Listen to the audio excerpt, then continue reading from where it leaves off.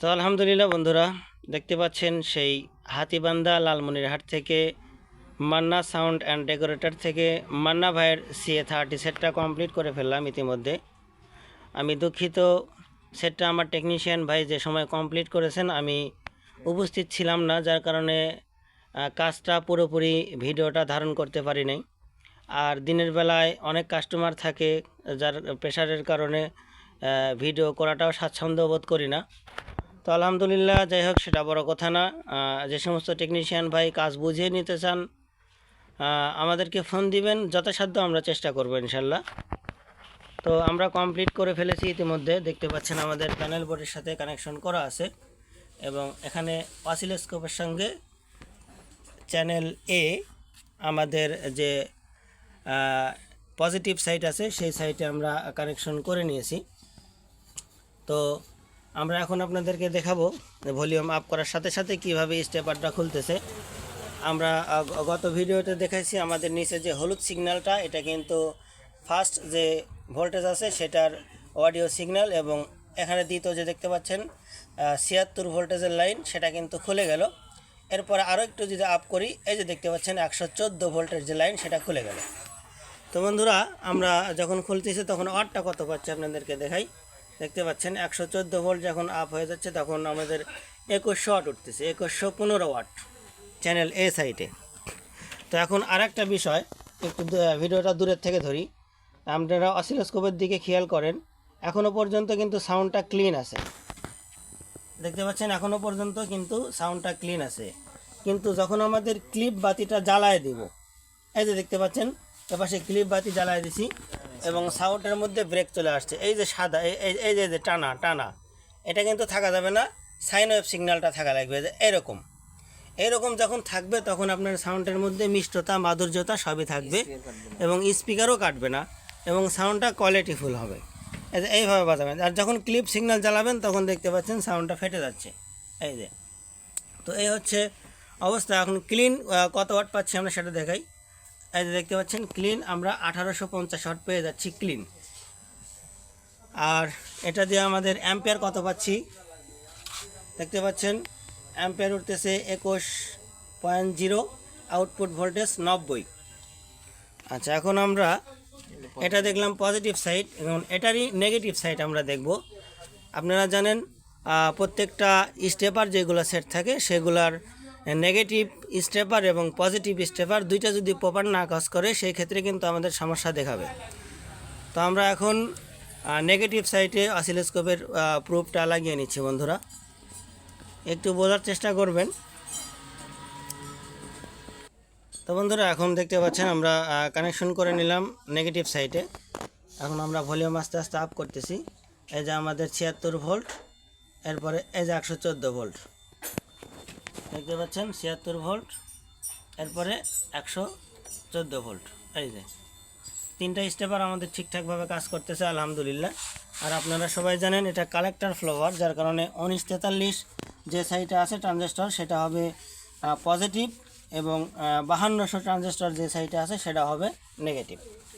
আচ্ছা, এখন আমরা চ্যানেল বি পাশটায় ট্রান্সফার করতেছি অসিলোস্কোপের লাইনটা, এজন্য এটা অফ করে নিলাম, লাইনগুলো খুলে নিচ্ছি।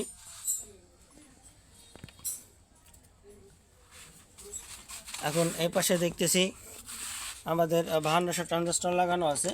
তো এই পাশটাই হবে হচ্ছে আমাদের নেগেটিভ সাইড, যেহেতু এটা কালেক্টর ফ্লোয়ার। এটা আবারও আমরা অন করে নিচ্ছি বন্ধুরা।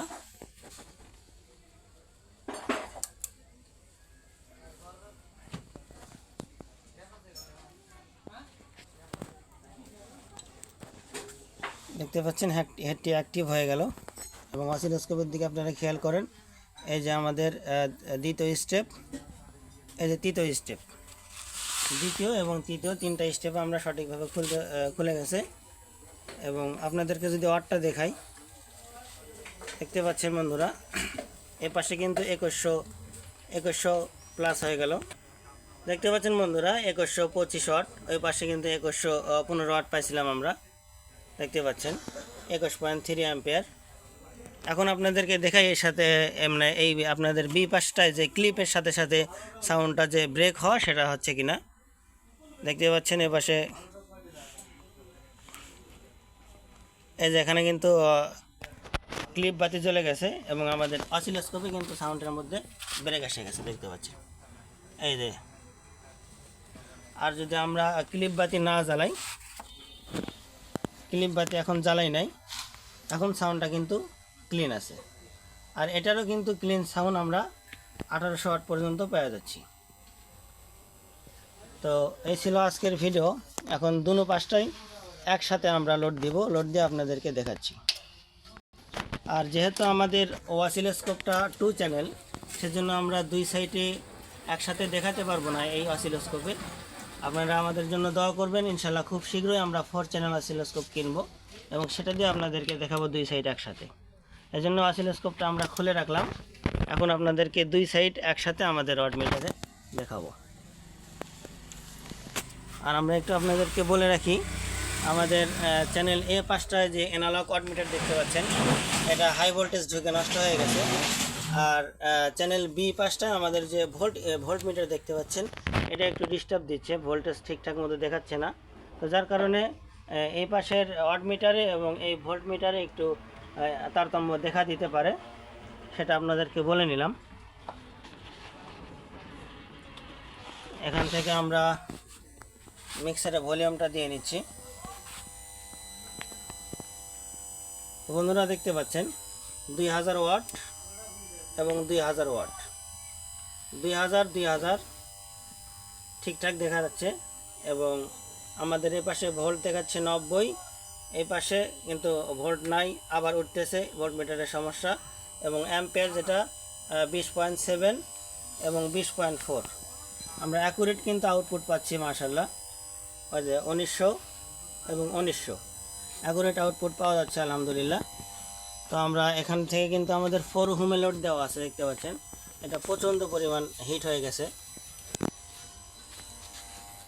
তো এইভাবে আমরা প্রত্যেকটা অ্যামপ্লিফায়ার আমরা সার্ভিসিং করার পর প্রপার লোড টেস্ট করে তারপরে কাস্টমারের হাতে হ্যান্ড ওভার করি, এবং যার কারণে আমাদের কাস্টমার ফিডব্যাক আলহামদুলিল্লাহ খুবই ভালো।